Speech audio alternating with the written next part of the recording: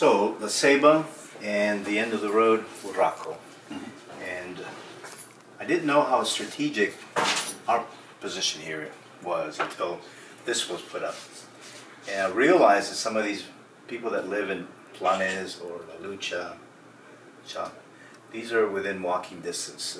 Most of these villages that actually can't drive here. You have to walk here. On this red line right here represents the road, so buses and motorcycles and other motorized vehicles can access us. But you can see the spokes of this wheel, right? And how easy it is. So before, somebody would have some problem in any one of these villages, it would take a whole day to get to the road and then from the road into the city. One day. The next day you would be looked at and the beginning of your medical urgency would be addressed. And then at least that day and maybe 2 or 3 other days to normalize. So, but a broken bone, somebody bleeding, diarrhea, fever, a lady delivering a baby, that would be all within 3 to 5 days from the beginning of the crisis to the end of it, until you come home. So it's another whole day to get back. So now with this location right here, you have a couple of hours. So within an hour or two, some of them it takes a little bit longer for sure, but within the same day, what used to be a whole week, now within the same day, you have access to somebody that wants to be part of your problem and the solution to it. And so within a day, and definitely within 2 days, if you have a lady that's delivering a baby, definitely by the next day you're on your way home. Everything's been resolved. That's tremendous. And that's such a huge problem of just access to care as a whole. Yeah. In the developing world, but Honduras, I read somewhere that there's like 27,000 mountain villages here in Honduras. Wow. And huge numbers of them are like this. They're not accessible by road. That's right. So you're only going to get there, by foot or by horseback or by maybe dirt bike. Yeah. That's awesome. Yeah. I don't remember you showing me this before. That's really great. Yeah. No, now we include this when we're orienting our groups to let them know how, when you from some of these villages, in the city, it's so easy. I remember working in the city hospital. Somebody said, well, I can't see you today. Or I'll see you, but can you come back tomorrow also? And you realize when you go to them and you walk to these places, how they live, where they live, how far they live. A lady that will have taken 4 or 5 hours to bring the sick one, and then one or the other that's on the skirt, as we call it, or the one that's at school. Some of these ladies have 4 or 6 babies, kids that are, in their care, in her care. So asking her to come back with that one, probably there's another 1 or 2 that are just as sick, if not worse. And so when you do that, you have to be very diligent and deliberate to make sure you got that one, and then make it everything possible for her to come back with that one, make sure that baby's taken care of, and then whatever other baby that's at home, just as sick, of course, you can address that problem too. But when you know how long it took for her to come to see you, La Colorada, La Lucha, those are trucks and a half, somebody to come to you. Yeah, that's amazing. There was a couple of these places. Didn't you go out to on motorcycle at one point to some of these? Yeah, a lot of these. Yeah, some of these you can't go, but San Luis you have to walk. This is steep. This is a steep trek up that way. But the one that you're referring to is the one you have to get down into La Ceiba, go across. San Pedro Sula is someplace over here, but midway between La Ceiba and San Pedro Sula, there's another mountain, and that's the one you're referring to. Okay. Yeah, Las Minas. Las Minas, that's right. Okay. Wow.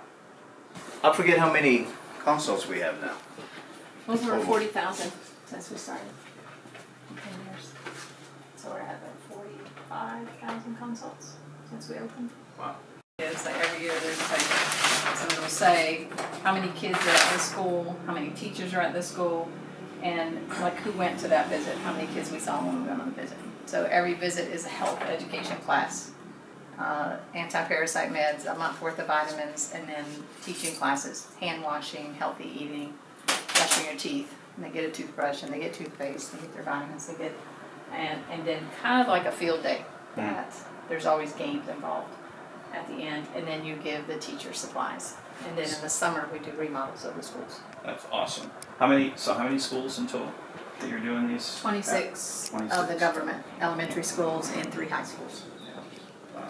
And the cool thing is that we take the time to present the gospel to them. Yeah, you know, they're getting to know us by name. Sure. She's Doña Wendy and Dr. Martin. And then we're able to present the gospel to them in a very age-relevant way. And Like puppets. yeah, with puppets sometimes, with Puppets song and, other and times. dancing Yeah. and songs. Yeah. So it's a So- field trip, field day, Yeah. a lot of fun for them. Usually the Teachers love it. summer visit, that second visit is the big one, and that's where it's just Yeah. all out dancing, because that's when we have the teams come. Yeah. And so they do the full educational visit. Yeah. But the summer visits, the summer groups will do the remodels of schools. So we Okay. do And we do this And because painting preventive medicine roofs. goes a long way. That's Teaching them that's how to huge. wash the hands, brush the teeth and how to do it correctly, deworming them, giving them every time we do this, they get a month, every kid would get 1 month amount, little bags of multivitamins. So we say, go home, give it to your mom, tell them that it's one a day. And when we first started here, trying to see when that first year was. when we first started, we would go to the classes, Mhm. and especially the ones that were far away, you know, the kids that were really malnourished. They had this real blank look. You're Yeah. talking to them, but really nothing's getting through them. Yeah. And you don't get that anymore. You get these lively, you get super energetic. Yeah, there's gonna be a couple that are a little bit shy, but the majority of them are engaged, they're listening, they're doing the song. It's a really Big big difference. difference. It's just 11 years that we've been doing it. Now you drive down the road and you see the kids on the side of the road going, la la people's moms. They're like doing the song and Yeah. dances. This has been a fun part. So we That's had our huge. first, we had a teachers conference where all the teachers wanted. Well, the last thing I wanted to say was that the schools and the churches and the groups that visit us, a lot of the times they'll choose a favorite school. And I love that because relationships are being formed and built. And so some of the churches that we visited, like we went to Los Limpios, we really want to go back there because I saw a kid or some kid or a school teacher.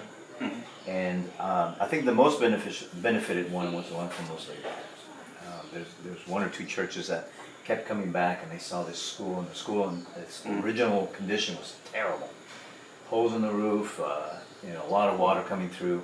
Termites, Termites, every day. everything that was I mean, wood it's was just- challenged by yeah. termites. And so we replaced all of that, and they were the ones that funded it. Because they Gave really them a saw new it. roof, and new bathrooms, and Did you see it at desks, school? and It's- painted it bright colors, it's so The beautiful. officials come in and said, like, you're the guys that were responsible for that? Like, yeah, well, we were the part of the chain, you know? Yeah. So that's Yeah, what so we we love had our about that. teachers conference, the main person in Lasego that was over the whole area came to our conference.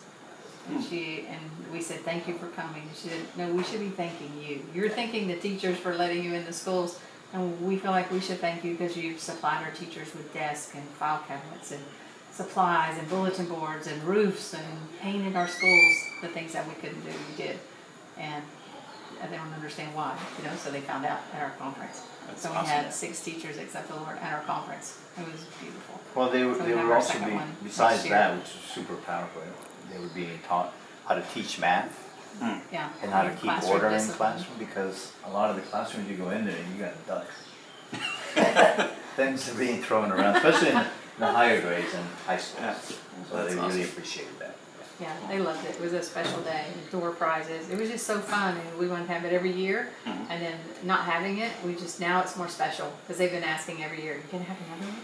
You can have another one because we had Oh. special snacks and prizes, and then we set up tables while they were in classes and served them lunch out front, and then they rode the bus home. And they'd never ridden on our bus. They were just seeing our bus going up and down in this air conditioning. So when we went up to take them home, nobody would get off. Martin said, are you not getting off at your village? And they go, yeah, but we're going to get off on the way down. So we're going to go all the way to N, and then on the way down, we're going to get off. So they rode the bus, the whole crowd rode it up. Oh, that's awesome. That was fun. Well, one of the things I really love about what you guys do is that you have a really effective method for doing something really good with short-term teams. And that's awesome. Because, sometimes the short-term teams aren't very productive. We know all that. And one of the things I talk about a lot is how how do we get the short-term teams to support long-term missionaries in their programs? Because that's when I think God is most glorified, because things really can you know, there's a long-term plan, there's a long-term strategy. It's not about, having our own agenda and going in and setting up and Well, we have the goals already. We have the dream, the vision, Exactly. the goals, and they come in and help us meet them. and that's Because we can't do it with a staff of, a small permanent staff, 3 to 5. But when a team comes in, we can see every school 2 times That's a year. that's tremendous. We can do remodels, all of that. We can go to every village at least twice with a medical brigade a year because. And everybody wins, because if it's a team that's coming, that's just educational, everybody ministers, they get to see hundreds of kids in a week's time. If they're medical, they get experience in the third world, which a lot of them think like, this is the way medicine should be done. One-on-one, and with people that really appreciate it, really that are sick, not making stuff up, as in other places. And then the patients get first-class attention from people that have already been on the field medically. They get the first-class medicine. Here they get things that are non-standardized. You get it from other countries. That in one country may be 50 milligrams worth of something, but in another country it's not as much. And so the government plays around with the one that costs the least, but not really caring too much for the effectiveness. Whereas stateside, everything's standardized. 50 milligrams of something, no matter what pharmaceutical company you're buying it from, it has to be just as effective, or people are not going to buy it. So the competition is very real. So when we get Tenable that's 50 milligrams, it's going to work. Yeah, And so they benefit. So that everybody wins in these short-term missions. that's tremendous. Yeah, so in the beginning, this was open air. Something to do with the Venturi effect, and see, none of the rooms are fully enclosed. We didn't know at first how much of a challenge we would have to privacy, Yeah. So we closed it off. It was made for airflow. But then we Yeah, didn't have cobblestone a- this, and this becomes a great waiting area. Very centralized, so we have, people get brought in, we don't have an open door, so we make sure that they are sick, and they're registered. Pre-clinic in that room, and then they're asked to wait here, up there, depending on the numbers that we have. And so the 3 rooms that you're standing there, 1, 2, 3, are for the medical consult. Then they come back out here, wait for their medicine. Our pharmacy's over there. When we have a dental personnel, they get over there. Ultrasound and X-ray over there. So this is a very centralized area. We have several things up hard copy, like breastfeeding, high blood pressure, diabetes, super important in this area. But then we roll some educational video so that people are listening, not just to us, but while they're waiting, sometimes 3, 4, 5 hours, from the first one to the last one, they could be hearing something very beneficial to them. Sometimes the gospel is for kids especially, VeggieTales and other. That's great. I like the Jesus movie. Yeah. They play it so many times and they're fascinated with it. And it's the kids version. Yeah. And it's not a cartoon, it's just the kids telling the story. And that was actually the favorite. And we Really? look out and That's great. the men are watching it. Yeah. And it lasts an hour, so that's the favorite one. And then the kids have certain cartoons and Phil Martin says, please change that one. Like I've heard that music over and over and over, but it's my favorite one.